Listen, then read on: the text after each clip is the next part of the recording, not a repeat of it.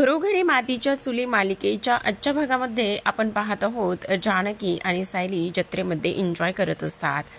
त्यांनी पाणीपुरी खाल्लेली असते, त्याचबरोबर काही थोडीफार खरेदी केलेली असते।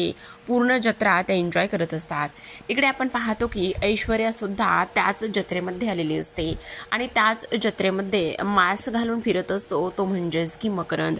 तर आता प्रेक्षकांनो थोडंसं कन्फ्युजिंगच आहे। इथे ऐश्वर्या ही मकरंदची मैत्रीण आहे, ते दोघं जण मित्र मैत्रिणी आहेत असं दाखवलेलं आहे आणि ते दोघं एकमेकांना चांगलंच ओळखतात ह्या सुद्धा गोष्टी त्यांनी दाखवल्यात। पण आता हे सगळं किती खरे आणि त्याचबरोबर कसं झालंय हे तरी काय आतापर्यंत कळलेलं नाहीये। तर आपण पाहतो की इकडे सारंग आलेला असतो ऋषिकेशकडे आणि तो म्हणत असतो, अरे दादा चल ना, मला ना ते फुगे फोडायचेत।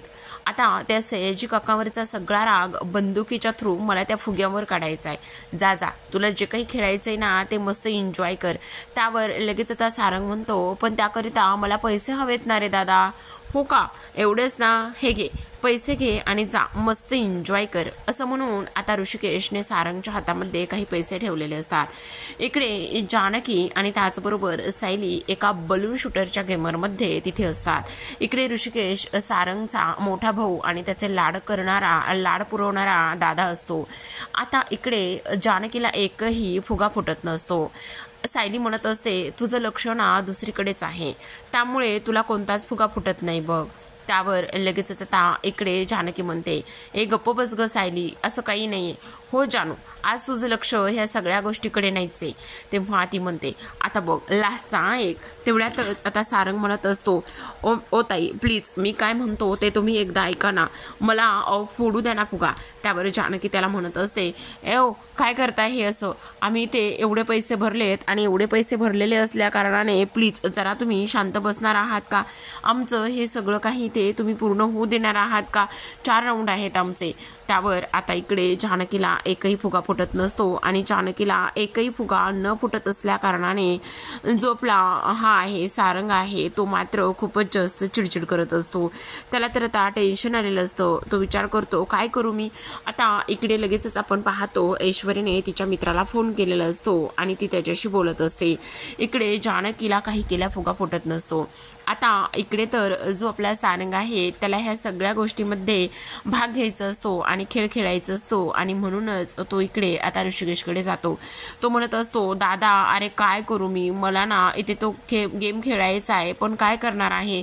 त्यावर लगेचच ऋषिकेश म्हणतो, अरे गेम खेळायचा आहे मग जा ना, खेळ ना, पण काय करू बघ ना, तिथे त्या 2 मुली आहेत, त्या मुलीला गेम सुद्धा खेळता येत नाही किंवा फुगा सुद्धा फुटत नाही, पण तरी सुद्धा ती तिथून हालायला तयारच नाही, काय करू मी सांग बरं, असं इकडे तो बोलतो। त्यावर ऋषिकेश म्हणत असतो, अरे सारंग इथे चान्स घ्यायचा नसतो, तर तुला एक गोष्ट सांगू का, तो आपण मिळवायचा असतो।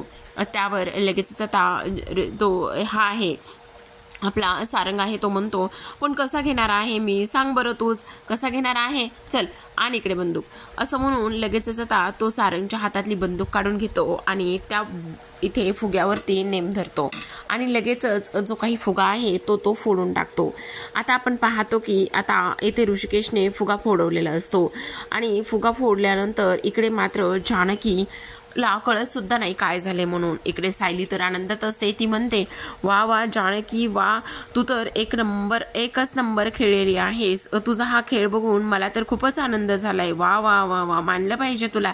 त्यावर लगेचच ती म्हणत असते, ए जरा थांब जरा, थांबणार आहेस का, मी फुगा वगैरे मी नाही फोडलेला। त्यावर ती म्हणते, काय तू फुगा नाही फोडला, मग कोणी फोडलेला आहे, नाही माहिती मला, थांब, असं म्हणून ती मागे वळून पाहते तर आता मागे एक मुलगा म्हणजे 2 मुले असतात आणि ते लगेच आता जानकी म्हणते, काय चाललंय तुमचं, हे चिटिंग करताय तुम्ही, माझा गेम सुरू होता मग तुम्ही मध्येच येऊन कसं काय गेम खेळायला लागलात।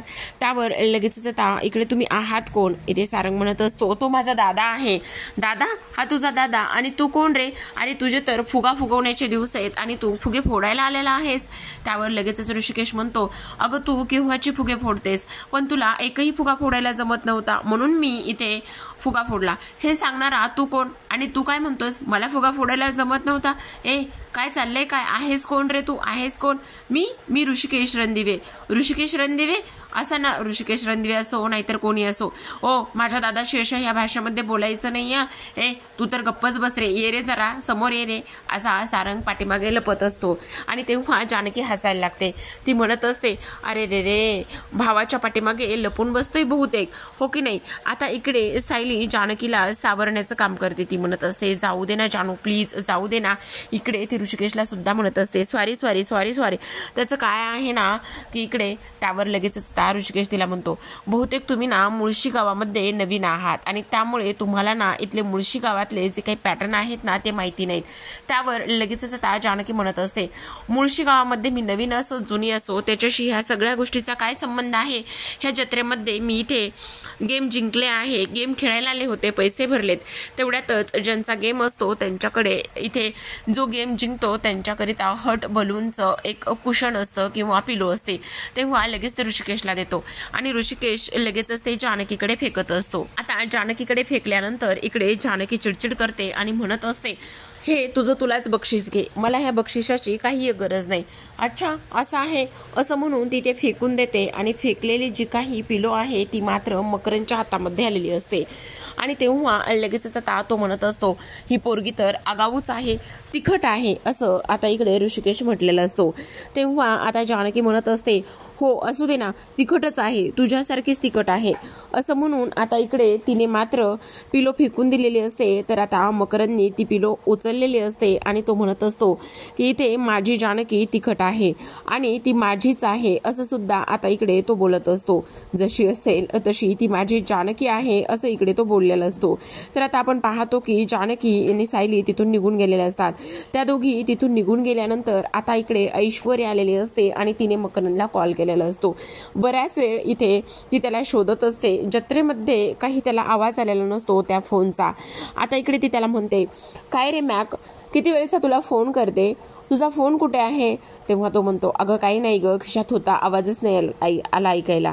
अरे हे हातामध्ये काय, म्हणजे तुम्हाला प्रपोज करणार आहेस की काय, आणि ह्या जत्रेमध्ये सर्वांसमोर तुम्हाला प्रपोज करणार आहेस. अरे वा वा वा, म्हणजे तू माझ्या प्रेमात पडलास आणि गोष्ट मला माहीतच नव्हती. त्यावर मकरन म्हणत असतो, ए जरा शांत शांत हो जरा, किती बोलतेस, काय बोलते मी किती. आता तू जे काही ते हा असा हटशेपची पिलो घेऊन बसलायस, मग मी काय बोलणार आहे. त्यावर तो लगेचच म्हणतो, अगं त्याचं काय झालं ना, इथे ही खाली पडली होती आणि खाली पडलेली असताना ती मी उचलली. अच्छा असं आहे का, मला वाटलं तू मला प्रपोजच करणार आहेस आणि माझ्या प्रेमात वेडा झालायस की काय. त्यावर तो म्हणत असतो, नाही ग, वेडी आहेस का तू. अच्छा अच्छा असू दे रे मॅक, मस्करी करत होते मस्करी, इट्स ओके, पण मी तुला केव्हाचा फोन करते पण तू फोनच उचलत नाही आहेस. त्यावर लगेचच आता आपण पाहतो की इकडे ती म्हणत असते, बरं चल ना इथे आपण इथून कुठेतरी लांब जाऊयात ना. त्यावर मकरन म्हणत असतो, चल इथे काहीतरी खाऊन घेऊया. नाही मला ह्या जत्रेमधलं अजिबात हे सगळं हायजीन वगैरे काहीच खायचं नाहीये, मी हे सगळं नाही खाऊ शकत, असं इकडे आता तो बोलत असतो. आता तेव्हाच आपण पाहतो की इकडे मात्र दुसऱ्या बाजूला जानकी आणि त्याचबरोबर जी सायली आहे त्या आता एका मंदिरामध्ये आलेल्या असतात. आणि मंदिरामध्ये आल्यानंतर इकडे आता दोघी मंदिरामध्ये प्रार्थना करतात. आणि तेव्हा आता सायलीची निघायची वेळ झालेली असते. सायली म्हणते, आता जानू मी आता निघते, मी जर आत्ता निघाले ना तर पनवेलला पहाटे पहाटे जाऊन पोहोचेल बघ, आत्ताची बस पकडली तर. त्यावर लगेचच आता आपण पाहतो की इकडे जानकी म्हणत असते, नाही मी तुला आज कुठेच जाऊ देणार नाही, मी तुला कुठेच जाऊ देणार नाही, असं इकडे ती बोलते. अगं मग कुठे घेऊन जाणार आहेस, त्या तुझ्या सासूच्या घरी. असू दे ग, त्यात काय एवढं. आणि तसंही पण नाही ग, तू नको काळजी करूस, हे बघ मला गेलं पाहिजे. तेव्हा इकडे मधुभाऊ माझी वाट बघत असतील, मुलं माझी वाट बघत असतील आणि मला तिकडे गेलं पाहिजे की नाही. त्यावर लगेचच आता जानकी म्हणत असते, अगं पण असं काय करतेस, प्लीज ग, नाही म्हणू नकोस आणि प्लीज अशी इमोशनल तर अजिबात होऊ नकोस. त्याचं काय ना, मग मला माझा पाय ओढायचा नाही आहे. आणि हे बघ, तू इथे कशासाठी आलीस हे विसरू नको, खूप मोठी हो, अभ्यास कर आणि स्वतःचं स्वप्न इथे पूर्ण कर. त्यावर लगेचच आता सायलीला थोडंसं अस्वस्थ होत असतं, तिला रडायला येत असतं, वाईट वाटत असतं, कारण ती तिच्या मैत्रिणीला सोडून इथे निघालेली असते. आणि मैत्रिणीला सोडून निघाल्यानंतर जानकी म्हणत असते, जर असं असेल ना तर ठीक आहे, मी सुद्धा तुझ्याबरोबरच येते. तेव्हा आपण पाहतो की आता लगेचच इकडे सायली म्हणत असते, वेडाबाई, आपण इथे कशासाठी आलोय आणि ह्या मुळशी गावामध्ये इथे कशासाठी आलोय? मुळशी गावामध्ये येण्याचं स्वप्न होतं तुझं आणि तुझं राहिलेलं पूर्ण शिक्षण तुला पूर्ण करायचं होतं. त्यामुळे हे बघ, त्या काकूंचं एवढं जे काही बोलणं आहे तेवढं तू मनावर घेत जाऊ नकोस. आणि त्याहूनही सगळ्यात महत्त्वाचं म्हणजे की हे बघ, स्वतःची काळजी घे. तेव्हा जमन तेवढी त्यांना मदत करत जा आणि अभ्यासाकडे सुद्धा दुर्लक्ष करू नकोस. त्यावर लगेचच त्या जानकी तिला मिठी मारत असते आणि ती म्हणत असते, पण मला तर असं वाटतंय की मी सुद्धा आत्ताच्या आत्ता तुझ्याकडे आश्रमामध्ये यावं, असं आता इकडे ती बोलत असते. तेव्हा लगेचच त्या जानकी म्हणते, अगं पण माझं शिक्षणाचं मला टेन्शनच आलं आहे. हे बघ, काही टेन्शन वगैरे घ्यायचं नाही, सगळ्या गोष्टी इथे व्यवस्थित होणार आहेत आणि तू काळजी करायची नाही. त्यावर हे बघ, मधुभाऊंचं स्वप्न काय आहे आणि कशा पद्धतीने आपल्याला ह्या सगळ्या गोष्टी करायच्यात हे तुला सगळं माहिती आहे ना? त्यावर लगेचच आता इकडे ती म्हणते, हो, तू नको काळजी करूस, मी मधुभाऊंचं स्वप्न इथे पूर्ण करेल, असं म्हणून पुन्हा एकदा जानकीला ती पुन्हा घट्ट मिठी मारत असते. आता खरं तर जानकीला सायलीला सोडून द्यायचं म्हणजे सायली आता पुन्हा आश्रमाकडे जाणार आहे आणि पुन्हा एकदा जानकी एकटीच पडणार आहे. ह्या सगळ्या गोष्टींमध्ये तिला अस्वस्थ व्हायला होत असतं. तर आता आपण पाहतो इकडे दुसऱ्या बाजूला मात्र आत्तापर्यंत ही जी काही ऋषिकेश आणि तेव्हा सारंग हे दोघे घरी आलेले नसतात आणि नाना हे फेऱ्या मारत असतात. नाना म्हणत असतात, काय करायचं ह्या मुलांचं? आणि इकडे ही तुझी मुलं काय दिवे लावायला गेलेली आहेत मला कळणार आहे का? ती कुठे गेलेत, कशाला गेलेत, ह्या गोष्टी मला काही कळणार आहेत का? कुठे गेलेले आहेत ते सुमित्रा सांगणार आहेस का तू मला? त्यावर सुमित्रा म्हणते, काय हो तुम्ही सतत तुझी पोरं असे का म्हणता हो? ती तुमची पोरं नाही आहेत का? असं नका हो तोडून बोलत जाऊ. त्यावर लगेचच आता इकडे नाना म्हणतात, अगं पण मुळशी गावामध्ये ह्यांनी आपल्याला जगायचं तरी नीटनाटकं ठेवलेलं आहे का? त्यावर लगेचच आता इकडे सुमित्रा म्हणत असते, ते पण येतील ना, तुम्ही नका काळजी करू. तेवढ्यातच आता इकडे ती म्हणते, त्याचं काय झालंय ना, ते दोघे सुद्धा पुण्याला गेलेले आहेत. आणि ते दोघं पुण्याला का गेलेत, कशासाठी गेलेत? अगं त्याचं काय आहे ना हो, तुम्हाला सांगू का, इकडे ते आपल्या सौमित्रची लॉची म्हणजे वकिलीची पुस्तकं आणायला गेलेले आहेत, असं इकडे ते सांगण्यात येतं. त्यावर लगेचच आता, खोटं बोलू नकोस हा सुमित्रा, उगाचच पाठीशी घालू नकोस त्या दोन्ही पोराला. नाही हो, मी का पाठीशी घालेल, अगदी बरोबर बोलते. काय रे सौमित्र, बरोबर आहे ना, तुझी पुस्तकं आणायला गेलीत ना? तेव्हा सौमित्र थोडासा गडबडल्यासारखा होतो आणि म्हणत असतो, हो हो हो नाना, ते दोघं ना माझी पुस्तकं आणायला गेलेली आहेत. त्याचं काय आहे ना, पुण्याला चांगली पुस्तकं मिळतात आणि म्हणूनच मी त्यांना म्हटलं की तिथे जाऊन माझी पुस्तकं घेऊन या. त्यावर लगेचच आता इकडे नाना चिडलेले असतात आणि म्हणतात, पण ह्या पोरांनी ना इथे मुळशीमध्ये रणदिव्यांचं नाव इथे धुळीस मिळवायचंच ठरवलेलं आहे. त्यावर सुमित्रा त्या दोघांची बाजू घेते आणि म्हणत असते, तुम्ही नका हो असं काही बोलू, तुम्ही ह्या सगळ्या गोष्टी का बोलता हो, नका असं बोलत जाऊ. ती आपली पोरं आहेत आणि त्याचबरोबर ती आपलं नाव नक्की रोशन करतील, तुम्ही नका ह्या सगळ्या गोष्टीची काळजी करू, असं सुद्धा आता इकडे सुमित्रा बोलत असते. तेव्हा सुमित्रा रागानेच तिथून निघून गेल्यानंतर आपण पाहतो की आता इकडे नाना इथे जो काही आपला हा आहे सौमित्रा आहे त्याला म्हणत असतात, ए बाबा, तूच तो काय रे, तूच इथे चांगले दिवे लावू शकतोस आणि तूच इथे आमचे स्वप्न पूर्ण करू शकतोस. असं म्हटल्यानंतर आपण दुसऱ्या बाजूला वळूयात. आता प्रेक्षकांनो, ऋषिकेश नुसता राडाच करत असतो बघा. आता जेव्हा ऋषिकेश हा घराकडे निघालेला असतो आणि ऋषिकेश घराकडे निघाल्यानंतर वाटेतच त्याला काही गुंड भेटतात. गुंड त्याची छेड काढत असतात आणि एक समोर आजी आहेत ना, त्या आजींची पण छेड काढतात. खरं पाहायला गेलं ना तर आता इकडे एक आजी असतात आणि हे सयाजीची गुंड असतात बरं का. आता बहुतेक हे ना सगळा सयाजीचाच प्लॅन असावा, कारण ऋषिकेशला ह्या सगळ्या गोष्टींमध्ये अडकवण्यासाठी. आता ती दोघं गुंड बाईकवरून खाली उतरतात आणि त्याच जत्रेमध्ये जे काही दुकानं लावलेले असतात त्यातीलच एका आजीच्या गळ्यातील सोन्याची चेन ती गुंड लंपास करतात.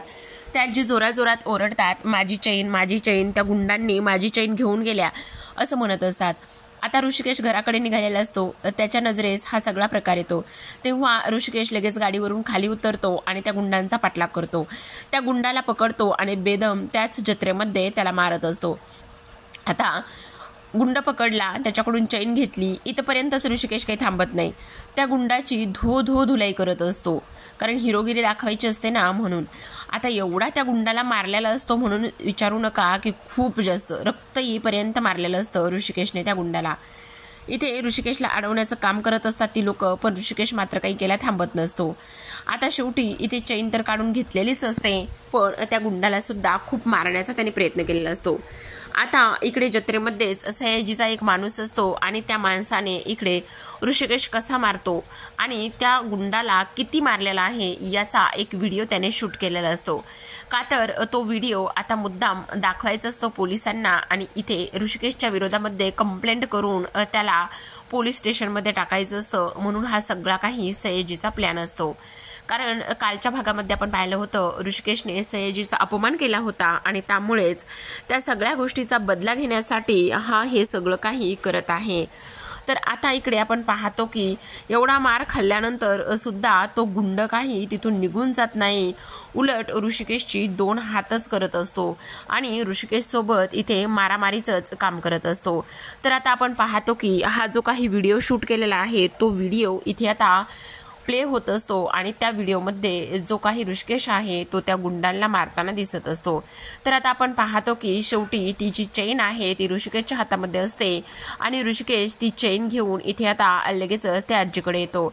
आता त्या आजीकडे तो चेन घेऊन आल्यानंतर आपण पाहतो की आता इकडे तो म्हणत असतो, हे घे आजी, ही तुझी चेन आहे, हीच तुला हवी होती ना, घे तुझी ही चेन घे, असं इकडे आता तो बोलत असतो. आणि तेव्हा लगेचच आता आजी इथे त्याच्यावरून कडकड बोटं मोडत असतात आणि म्हणत असतात, खरंच माझा आशीर्वाद नेहमी तुला भेटेल आणि नेहमी तुला लाभेल, हे घे, असं म्हणून आता लगेचच त्याला आशीर्वाद देत असतात. तेवढ्यातच आता इकडे ऋषिकेशचा बनियान फाटलेला असतो आणि बनियान फाटल्यानंतर आता सारंग म्हणत असतो, दादा तुझं बनियान फाटलंय रे, आता नानांना घरी गेल्यावर काय सांगायचं, काय उत्तरं द्यायची नानांना, असं आता इकडे सारंग म्हणत असतो. तेव्हा ऋषिकेश म्हणतो, तू नको रे काळजी करूस, नेहमीचीच उत्तरं द्यायची, त्याच्यात काय एवढं, आणि नानांना गंडवणं एवढं काय वेगळं आहे, तू नको काळजी करूस, असंच आता इकडे तो बोलत असतो. तेव्हा इकडे आता दुसऱ्या बाजूला आपण पाहतो की आता सायली जानकीला सोडून गेलेली असते किंवा सायलीला जानकीने बसमध्ये बसून दिलेलं असतं आणि बसमध्ये बसून दिल्यानंतर आपण पाहतो की आता लगेचच इकडे जानकी घरी येते. आता प्रधान काकूंनी दरवाजा उघडलेला असतो आणि जेव्हा जानकी घरी येते तेव्हा इकडे त्या लगेचच म्हणत असतात, काय ग एवढा उशीर, घरी येण्यासाठी एवढा उशीर लागतो का, एवढ्या उशिरापर्यंत बाहेर काय करत होतीस, आजचा तुझा पहिला दिवस आहे म्हणून तुला मी माफ करते, पण इथून पुढे असा उशीर झालेला मला चालणार नाही, तुला समजलं. त्यावर जानकी म्हणते, सॉरी काकू, आजचा हा माझा पहिला दिवस होता आणि इथून पुढे मी सगळ्या गोष्टी लक्षात ठेवेल. आणि तेव्हा लगेचच आता प्रधान काकू म्हणतात, जा पटकन घरातील राहिलेली सगळी कामं करून घे, किचन वट्टा वगैरे ते सगळं काही तुला आवरायचं आहे, सगळ्या गोष्टी करायच्या आहे, समजलं. कामामध्ये मला हलगर्जीपणा केलेला अजिबात आवडत नाही. त्यावर जानकी म्हणते, काकू तुम्ही नका काळजी करू, जे काही काम आहे ना ते सगळं काम मी करेल, असं म्हणून लगेचच आता जानकी किचनमध्ये जाते. किचनमध्ये खूपच राडा असतो पण जानकी मात्र कसलाच विचार करत नाही आणि लगेचच पूर्ण साफसफाई करायला ती बसलेली असते.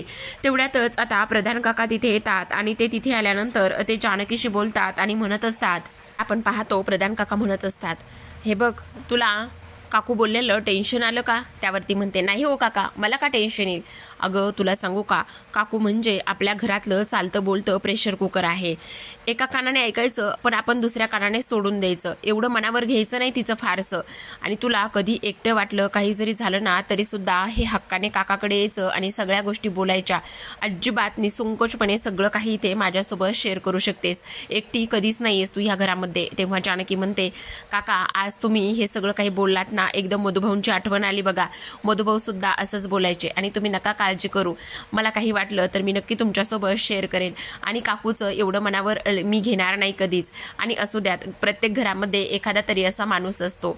तर आता प्रेक्षकांनो आजच्या भागामध्ये एवढं. उद्याचा भाग खूपच इंटरेस्टिंग असा होणार आहे, कारण उद्याच्या भागामध्ये आपण पाहतो की आता संध्याकाळची खूप उशिराची वेळ असते आणि संध्याकाळची खूप उशिराची वेळ असताना जानकीला आता एक लेटर आलेलं असतं आणि त्यावर एक गुलाबाचं फुल असतं आणि तेव्हा त्या लेटरमध्ये लिहिलेलं असतं, आज जत्रेमध्ये तू खूप कमाल दिसत होतीस, आज तू खूप मस्ती केलेली आहेस ना, खूप धमाल केलेली आहेस. जानकी ते लेटर वाचते, मकरंदने ते लेटर ठेवलेलं असतं आणि तेव्हा जानकी म्हणते की म्हणजे माझा नक्कीच कोणीतरी पाठला करत आहे. तर आता आपण पाहतो की मकरंद आता जानकीच्या फोटोसमोर उभा असतो. पूर्ण जानकीच्या फोटोला त्याने पूर्ण भिंतीने सजवून काढलेलं असतं, असे फोटो त्याने इथे चिटकवलेले असतात. प्रत्येक मुवमेंट त्याने इथे काढलेली असते आणि कॅमेऱ्यामध्ये टिपलेली असते आणि ते प्रत्येक मुवमेंटचे फोटो त्याने इथे आठवण म्हणून भिंतीवर लावलेले असतात. तो म्हणत असतो, जानकी मी तुझ्या इतकं प्रेम कोणावरही करू शकत नाही किंवा करणार नाही, केलं नाही, मला तू हवीस जानकी, असं इकडे तो बोलतो. आता इकडे आपण पाहतो की आता रणदिव्यांच्या घरी पोलीस आलेले असतात. पोलीस आल्यानंतर आता इकडे ते म्हणत असतात, ऋषिकेश रणदिवे कोण आहे? नाना म्हणतात का काय झालेलं आहे? इथे ऋषिकेश रणदिवे यांनी भर जत्रेमध्ये मुळशी गावामध्ये इथे एका गुंडाला रक्त येईपर्यंत मारहाण केलेली आहे.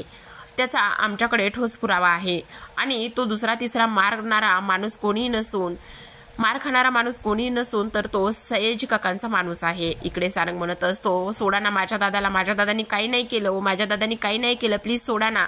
सुमित्रा ओरडत असते तेव्हा नाना म्हणत असतात, बघितलंस, मी आत्तापर्यंत ह्याच गोष्टी तुला समजून सांगत होतो, ह्या मुलासाठी रडण्याची काही गरज नाही, असं आता नाना सुमित्राला म्हणत असतात.